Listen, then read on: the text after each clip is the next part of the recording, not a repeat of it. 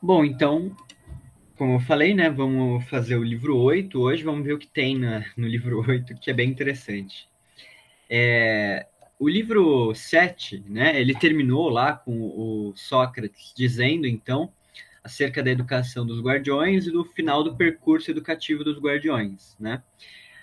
Até o livro 7, né, do livro 5 ao livro 7, é a tentativa do Sócrates de responder a uma objeção feita pelo Adimanto e pelo Polemarco, né, através de um sussurro, que a gente não ouviu o que é, mas que era relativo à vida dos guardiões, né, como um todo.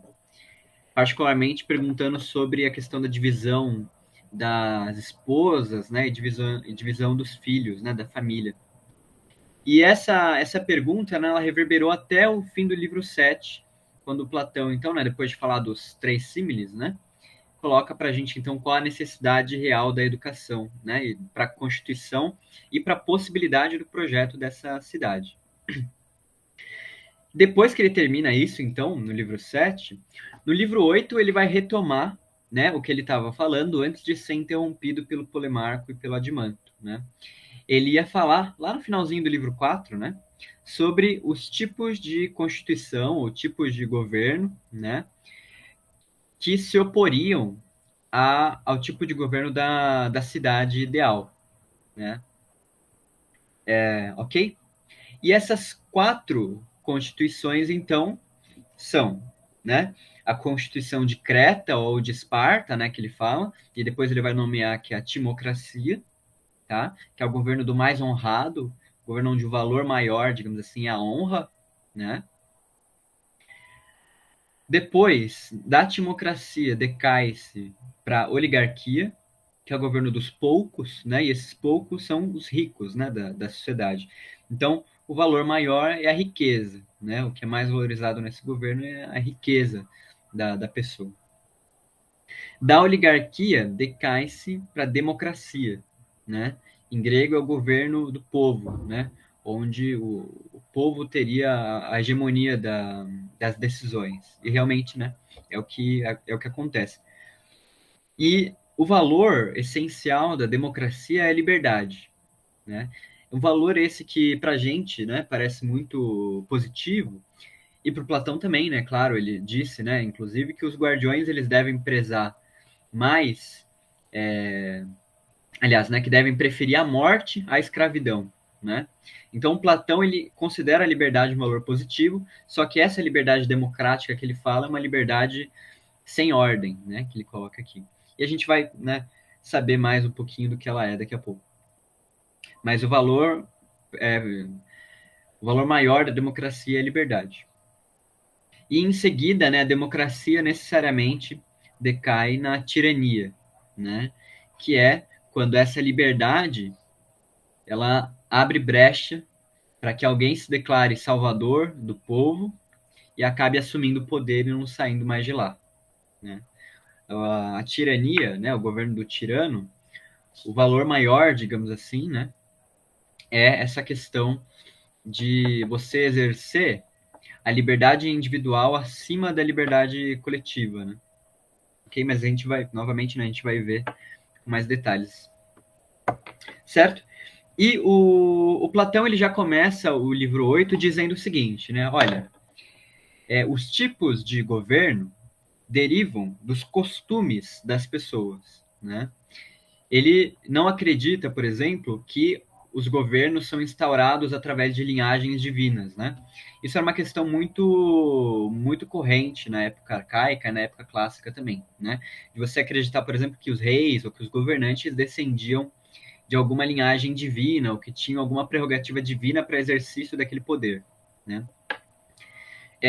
Se vocês quiserem saber com mais detalhes disso, a gente pode conversar também, né? Mas tem um livro de um estudioso que chama Marcel Detienne, que chama Os Mestres da Verdade na Grécia Arcaica, eu acho, em que ele fala que esse título, né, de vínculo, poder, divindade, verdade, etc., vai passando, né, digamos assim, de entre essas profissões, né? Então, por exemplo, em certa altura era o sacerdote, depois o aedo, né? Depois o filósofo, enfim, por aí vai, né? Mas, ou seja, o que o Platão está querendo dizer aqui é que as formas de governo, né? Elas derivam diretamente do costume das pessoas.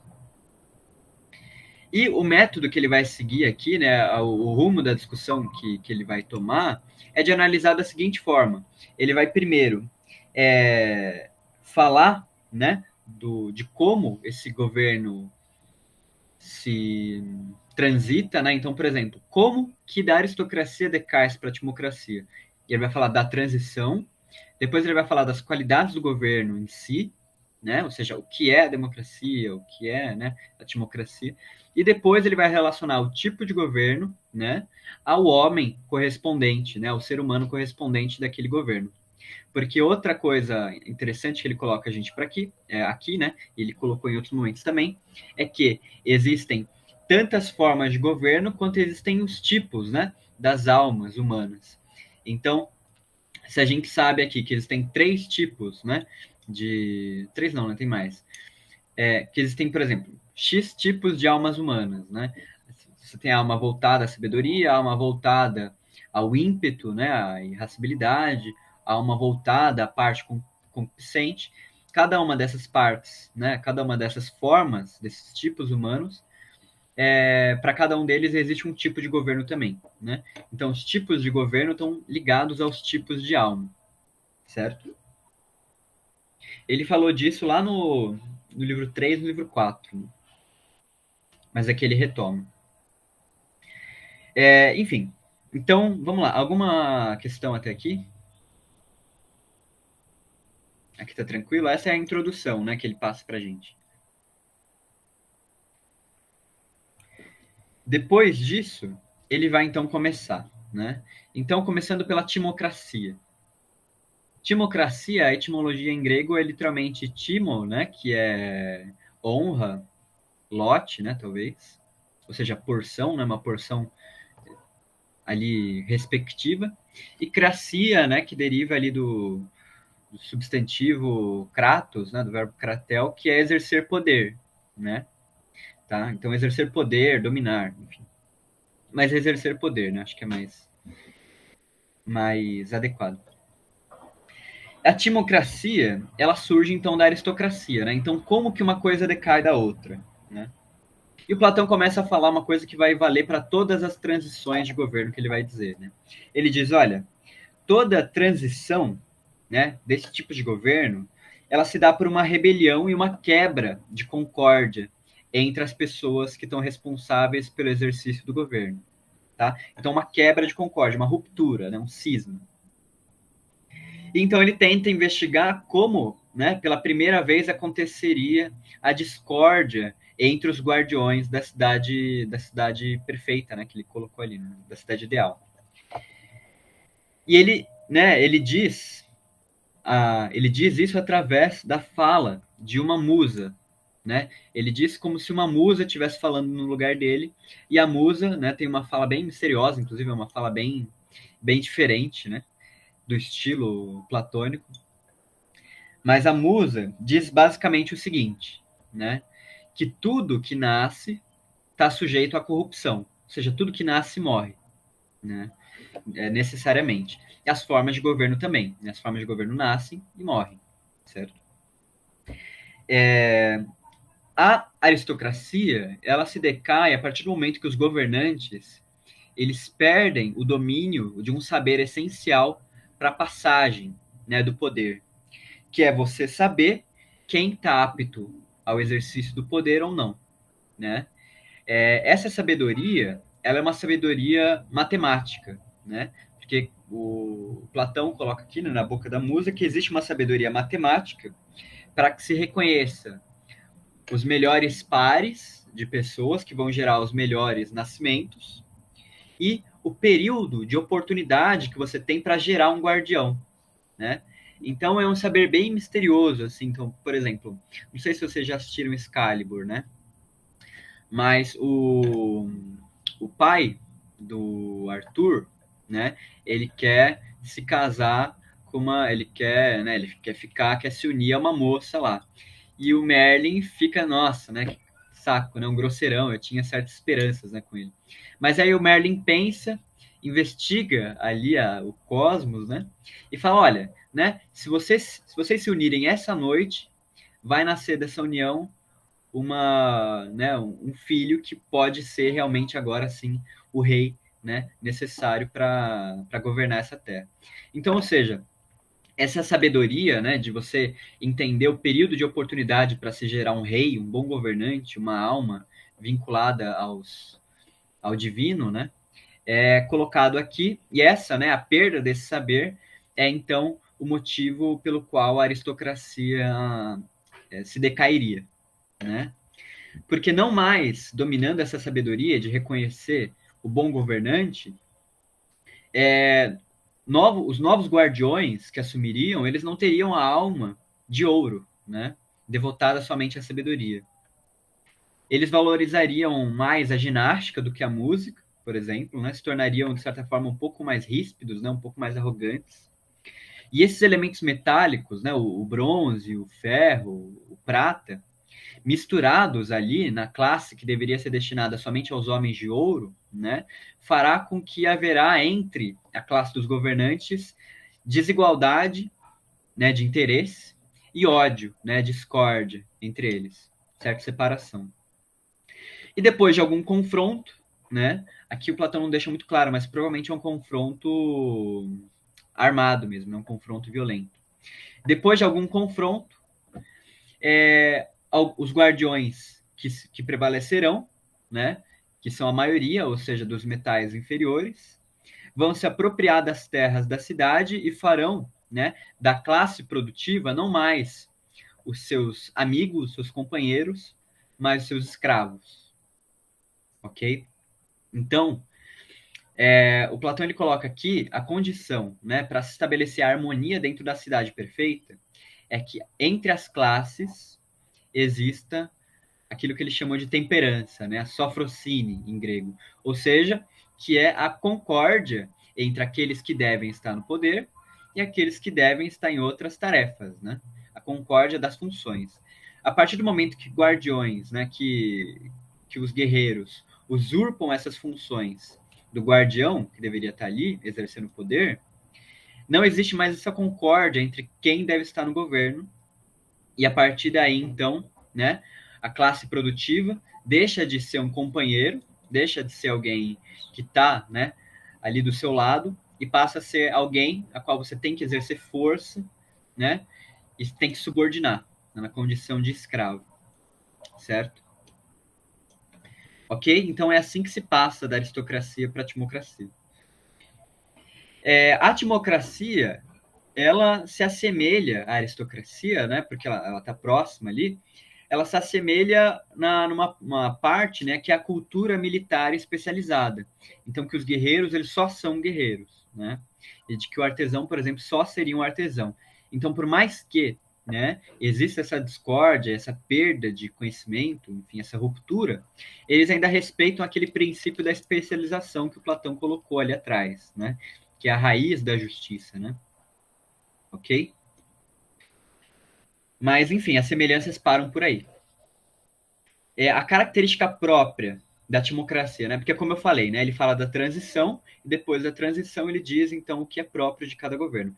A característica própria da timocracia é a incapacidade de formar um homem sábio, né?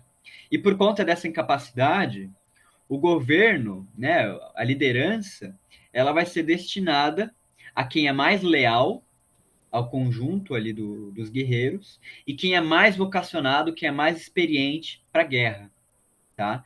Então, o comando vai ficar com o líder militar, certo? Por isso que ele fala, né, que essa Constituição se assemelha à Constituição espartana, à Constituição de Creta, porque o rei era também o general das tropas, né? O líder das tropas.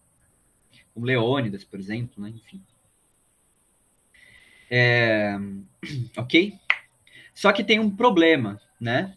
Como esses guardiões, como esses líderes, né? Acho que não cabe mais chamar de guardiões. Como esses líderes vão ter propriedade privada, né? Porque como a gente viu ali, eles vão tomar as terras da cidade, né? As terras da cidade serão posse coletiva, entre aspas, né? Ou seja, estarão sob domínio dos governantes. Desculpe, estarão sob domínio dos governantes.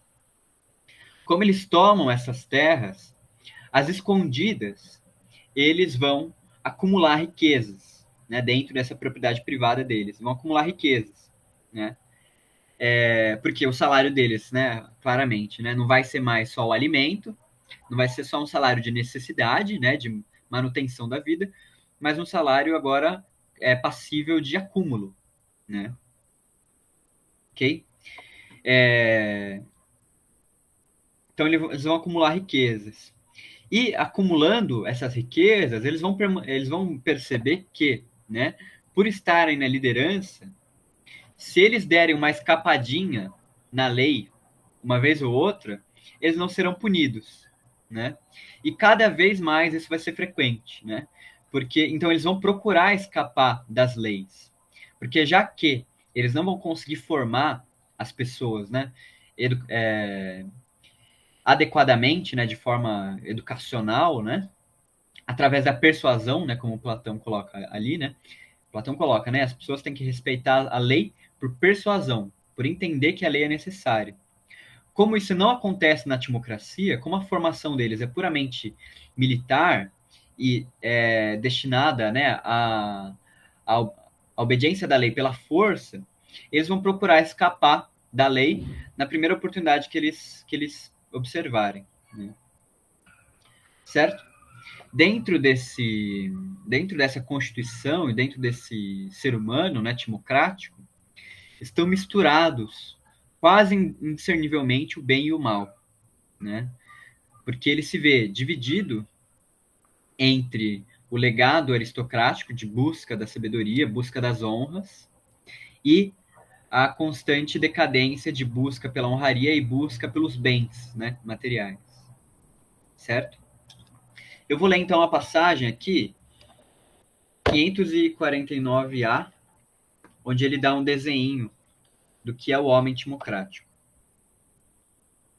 Vou só achar aqui. Ele diz aqui, né, o que é o homem timocrático, então.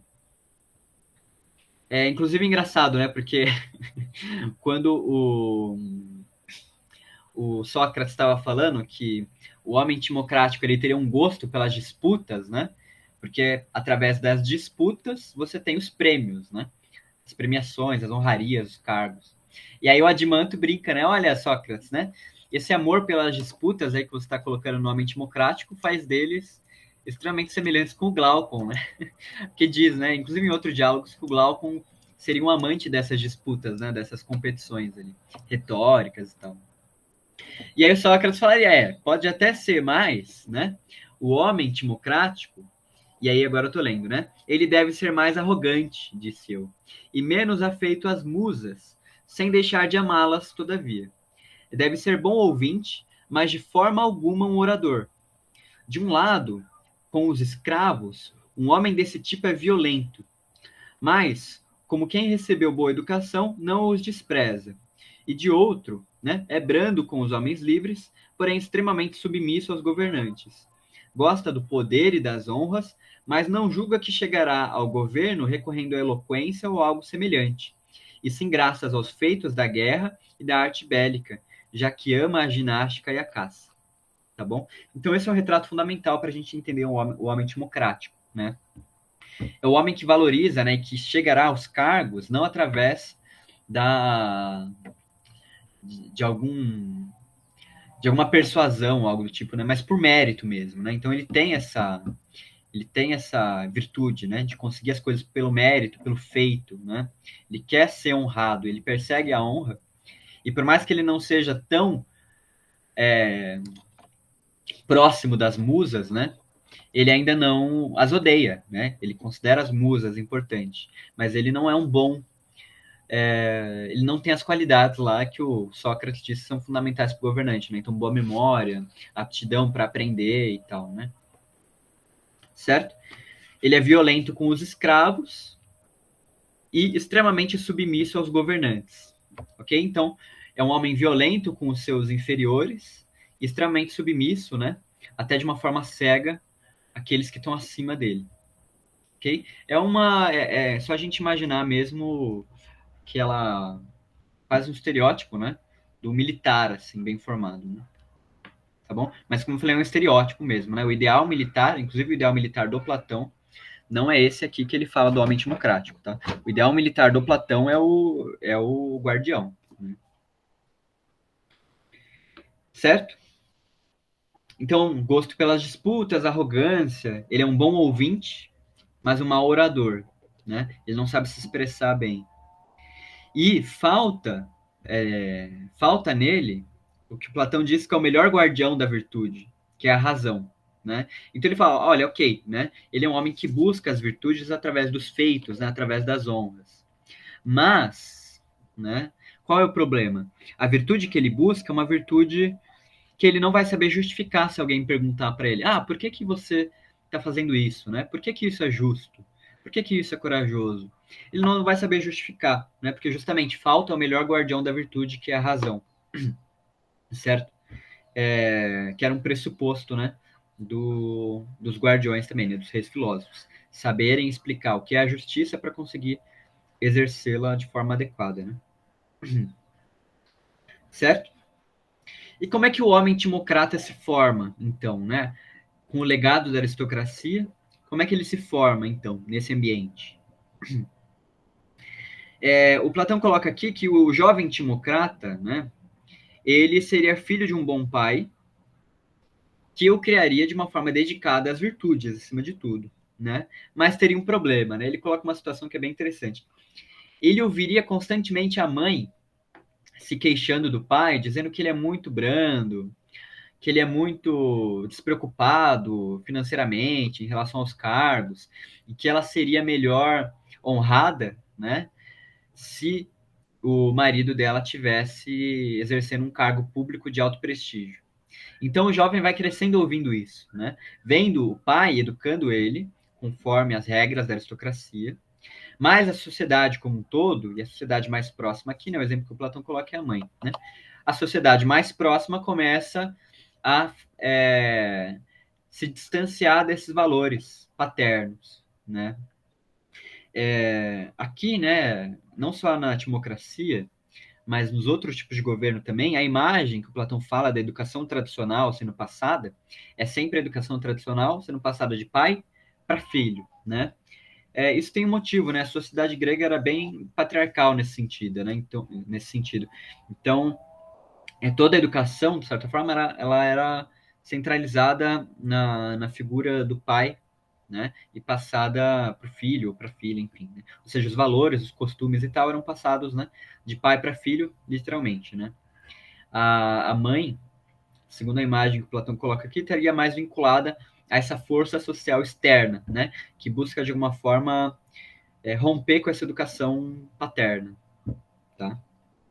Mas só para vocês saberem aqui que a imagem que ele usa, né, de mãe e pai, ele é justificada nesses termos sociais, né, da época do Platão.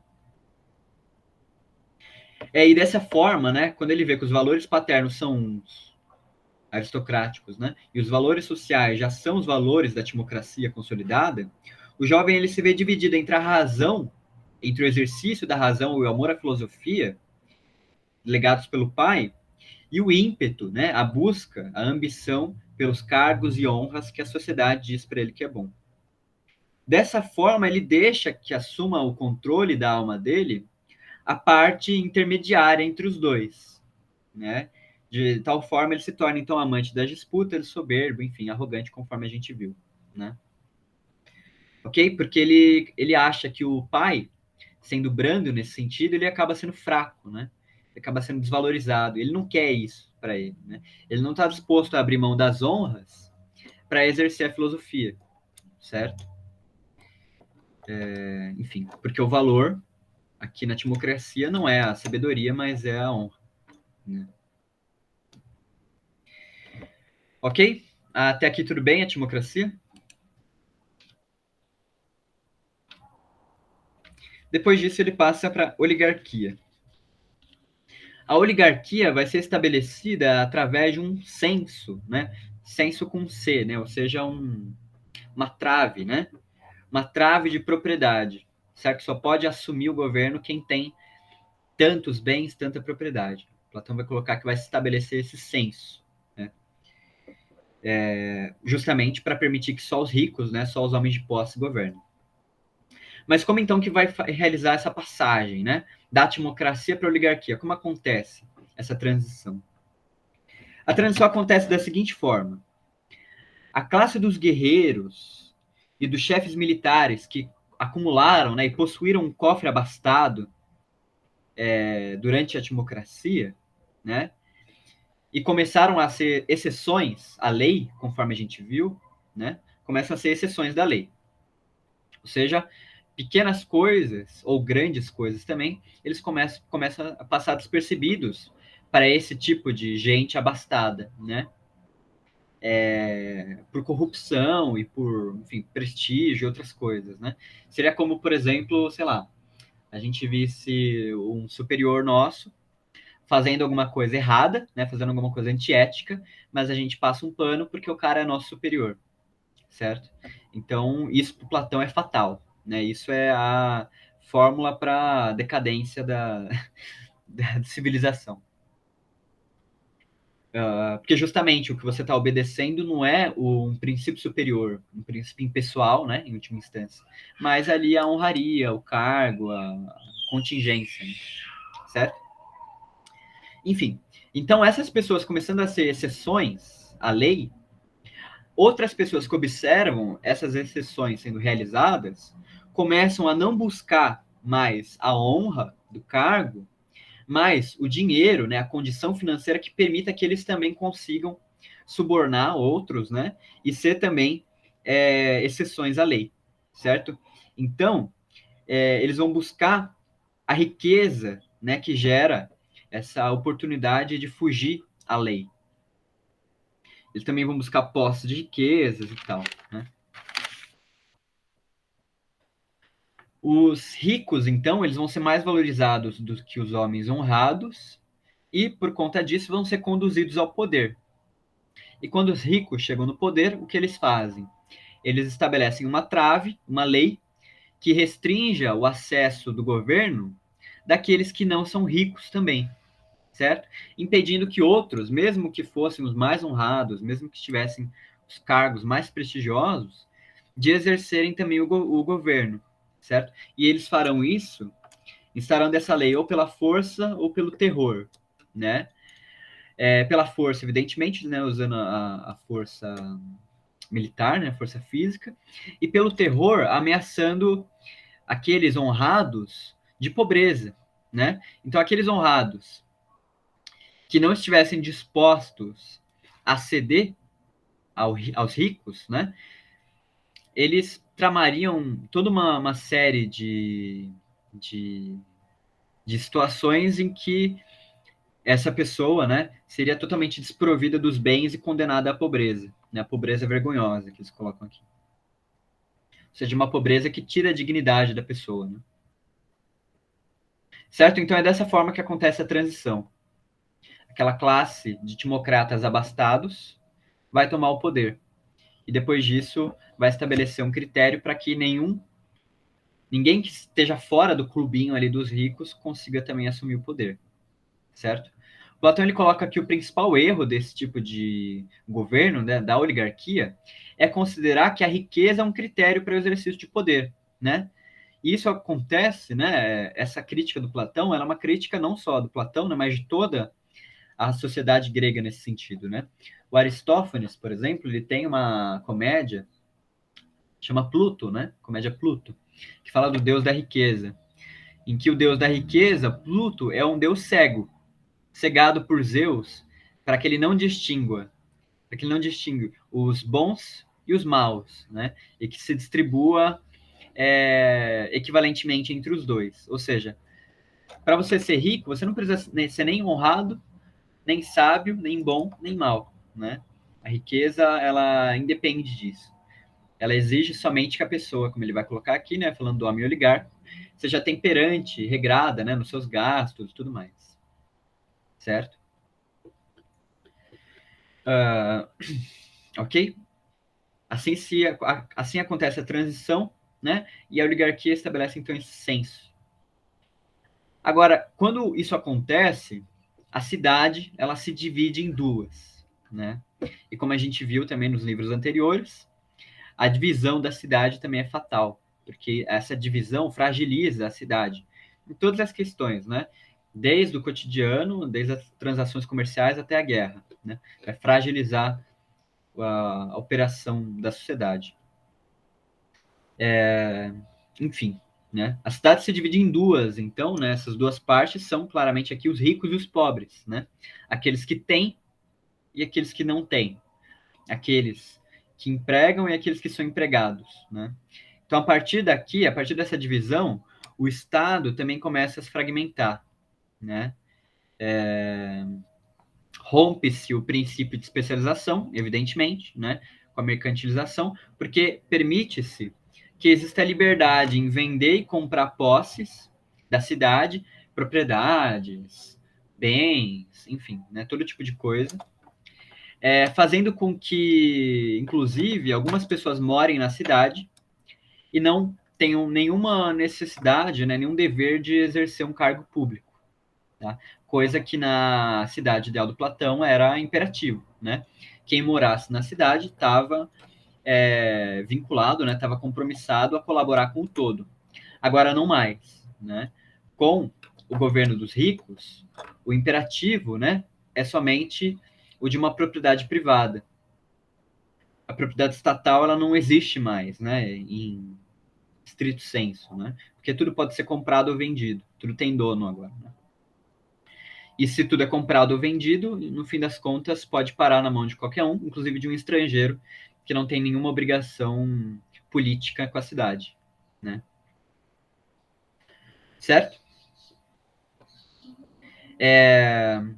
Dessa forma, os oligarcas, né, eles se tornam, a metáfora que o Platão usa aqui, né, é uma metáfora também bem famosa na literatura grega, né, é que o oligarca ele se torna um zangão na colmeia, né? O que é o zangão? O zangão é aquela abelha macho, né, que ela não colabora à atividade de manutenção da colmeia, nem à atividade de guerra da colmeia, ela não colabora efetivamente com a colmeia, né? A única tarefa do zangão é fertilizar a rainha, né, da colmeia, a rainha abelha. Ou seja, né, a comparação que ele faz aqui é que existe agora na cidade uma classe parasita, digamos assim, né? Uma classe que não trabalha na cidade e que só se abastece dos bens que ela gera, né? Ok? Em contrapartida, você gerando uma classe muito abastada, você gera outra classe, que é uma classe de mendigos, né?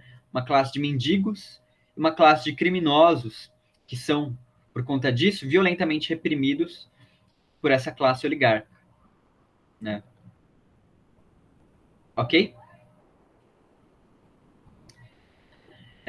Então a oligarquia é isso. E o homem oligarca? Como é que ele funciona? Como é que ele se forma? Né?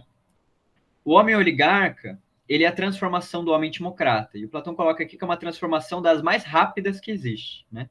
Como que ela acontece? Ele diz o seguinte, olha, a honra não mais cabendo na cidade, nos costumes da cidade, né? Ou seja, aquele que tem honra, né, em detrimento do financeiro, é tido como um inocente, né? É tido como alguém submisso, enfim. A honra não mais cabendo, aquele que busca a honra acima de tudo é atacado e é condenado, né? Humilhado pela pobreza, que a gente estava comentando antes.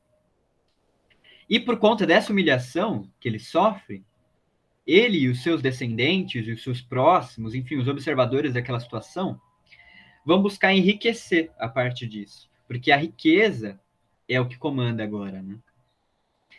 E aí, né, buscando enriquecer, quando se troca essa chavinha, né, na cabeça do indivíduo, que eu não mais preciso buscar ser honrado, mas que eu preciso buscar ser rico, Platão diz que troca a chavinha na cabeça. E essa mudança rápida, né? Então, o trono da alma que estava ocupado pelo ímpeto, pelo brio, né, por essa vontade de se provar, ela esse trono é desocupado e no lugar do ímpeto toma esse trono a ambição, né, o desejo de posses, a parte concupiscente, ok? Dessa forma, a razão e o ímpeto desse indivíduo se tornam escravos desse novo senhor da alma, que é o desejo, certo? Então aqui, né, a partir daqui, da oligarquia, a gente vê a total inversão dos valores da cidade como Platão teria imaginado, né? Só relembrando, né, os valores da cidade seriam assim: a razão comanda o ímpeto, e o ímpeto serve à razão, né? E a razão comanda o desejo, e o desejo serve à razão, certo? Aqui o que acontece? A razão e o ímpeto, a capacidade racional da pessoa e o brio, né, o ímpeto que ela sente, são totalmente voltados a satisfazer essa ambição por posses. Então a pessoa, por mais que ela seja capaz de ser honrada, por mais que ela seja capaz, né, que ela tenha uma disposição mental absurda, ela vai usar essa disposição mental para lucrar, não mais para o exercício da filosofia, nem para o exercício de feitos honrosos, certo? E essa transição é a mais rápida que existe. Porque ela está ligada, né, acima de tudo, com uma privação do seu lugar na cidade, né? A ferramenta que os oligarcas no poder usam para mudar essa chavinha no homem timocrata, né, é a privação das honras que ele tinha, né? Então isso para o timocrata é a pior coisa, né? Você ser privado das honras e agora entender que o valor é outro. Não preciso nem dizer, né, que decaindo da aristocracia, a educação, a tarefa educacional do governante, ela vai sendo cada vez mais sucateada, né?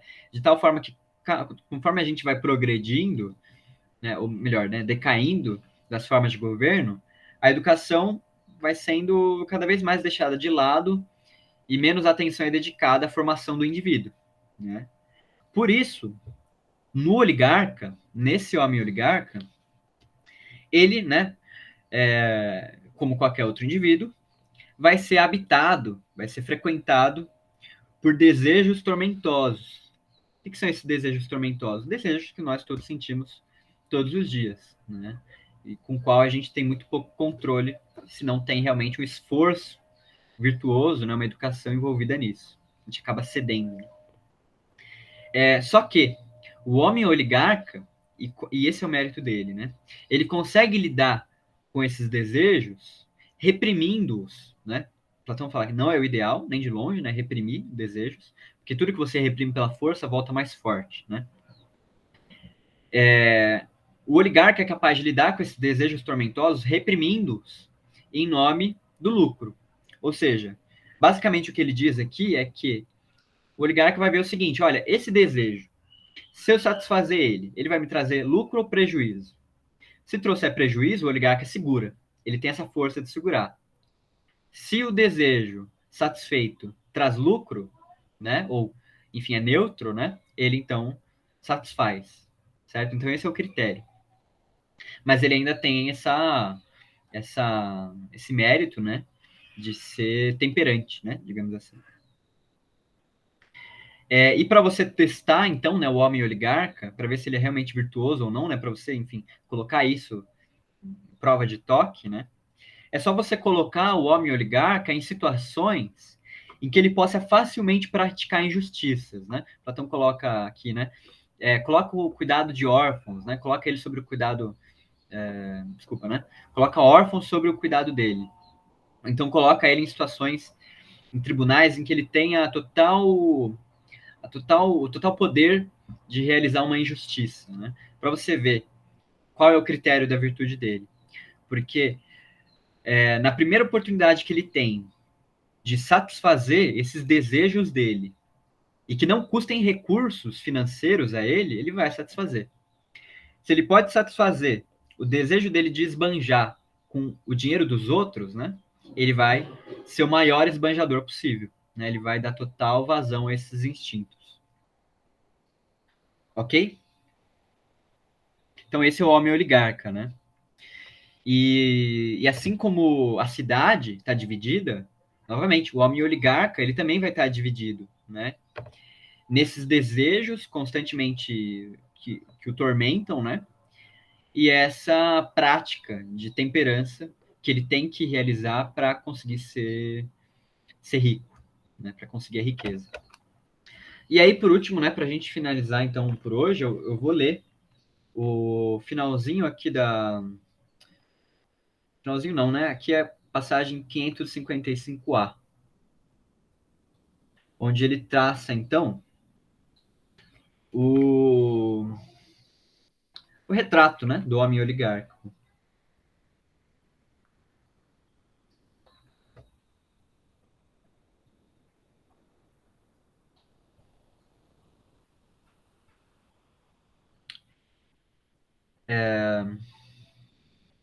Ele diz, olha, prefere não gastar dinheiro na conquista de uma boa reputação ou em porfias semelhantes.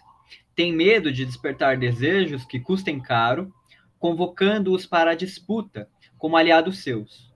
Porque no combate usa, oligarca que é, poucos recursos seus e quase sempre leva a pior, mas continua rico. Né?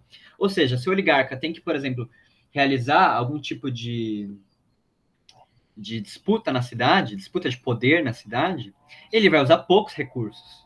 Ele não vai investir todo o capital dele para ele conseguir um cargo que favorece ele. Não. Ele vai usar poucos recursos e, como Platão coloca aqui, quase sempre ele perde, mas ele continua rico, que é o grande objetivo dele. Tá bom? Então é interessante esse retrato do homem oligarca. Tá? Eu vou deixar a democracia e a tirania para a gente falar no próximo encontro, tá? Porque deu o nosso horário. Mas queria ouvir um pouquinho vocês aí, se vocês têm dúvidas, comentários, podem falar. Pode falar. Então, você falando aí dos modos de governo, estão vendo bem? Sim. Eu não consigo nem pensar lá, eu fico pensando agora. Sim. Dá a impressão que a gente vive todos eles. E Sim. quando você fala de democracia, eu enxergo isso também acontecendo. Você colocou aqui, que ela é a incapacidade do homem sábio, né? Valorização da meritocracia, bem isso que eu enxergo na sociedade. Mas também a oligarquia também, com os poderes regionais influenciando nas decisões políticas. Aí eu fico pensando que tipo de governo que nós temos. Será que nós temos uma fusão de todos, assim, né? Não sei se é importante também. Legal, é Eu fico uma, pensando muito isso. sim, uma percepção interessante a sua. O Platão ele responde ela, né? O Platão ele percebe isso. Porque o que ele fala? A democracia, ela é uma colcha de retalhos de todos os governos, né? Nele você pode encontrar o aristocrata, você pode encontrar o timocrata, o oligarca, o tirano, todos convivendo juntos, né? Na democracia. Então, é justamente na democracia que a gente vive todos, né? Porque realmente não tem critério nenhum, né? Então a gente pode viver qualquer um. Certo? Mas no caso, a democracia na Grécia não é a democracia que nós vivemos hoje no Brasil. Então, tem várias diferenças, sobretudo no caráter representativo, né? Deixa eu só fechar aqui. A democracia grega, ela era uma democracia por representação direta, né? Então, o que significa? Você não votava em alguém para ir na Assembleia por você, né? Para, enfim, na Câmara por você. Você ia lá. Hoje é diferente. Hoje a gente vota em alguém para ir lá por nós e votar por nós. É uma participação indireta, né? Então, nesse quesito é diferente. Para você ter poder de voto, né, para você frequentar as assembleias lá na Grécia, você precisava ser cidadão, o que já não era uma coisa assim, né, fácil, né? Você precisava nascer na cidade de pais atenienses, ser homem, né? Ter uma certa idade lá, que eu não lembro agora, enfim. Né? Então você precisava ter uma condição lá, né? A democracia grega, ela é diferente da nossa. Eu acho que assim, a gente pode enxergar a crítica do Platão à democracia e vendo para os nossos dias, ok? Só que isso tem um limite, né? Porque aí a gente não é uma relação direta, sabe? uma relação de analogia que a gente pode fazer. Mas quando Platão pensa em democracia, ele pensa na democracia grega. Né? Tem vários paralelos, né? Claro que a gente pode fazer com os nossos tempos, mas eles têm um limite, né? Aí eu já não sei dizer se o Platão acharia pior ou melhor, né? Nosso dia de hoje, provavelmente pior. Mas tá no mudo. A gente poderia dizer que nós vivemos numa democracia aos moldes da Grécia? Aos moldes da Grécia, não. Mas ao sentido do termo, a gente teria que dar uma pensada, né? Porque tem várias formas, né, da gente pensar as relações de poder, né, que acontecem. Beleza? Porque, por exemplo, se é uma democracia indireta, por exemplo, né, já não é uma democracia stricto sensu, né, no sentido da palavra, em que o poder está nas mãos do povo. Não, né? O povo não tem, no fim das contas, para a gente falar bem, né, o que acontece realmente. Não tem poder decisório nenhum, né? O poder decisório está só nas mãos dos políticos que são elegidos pelo povo. Mas os políticos, enfim, podem fazer uma campanha qualquer ali, né? Demagogia, uma demagogia qualquer, conseguir os votos e decidir por conta própria, né? Certo? Então, dá para problematizar o conceito hoje também.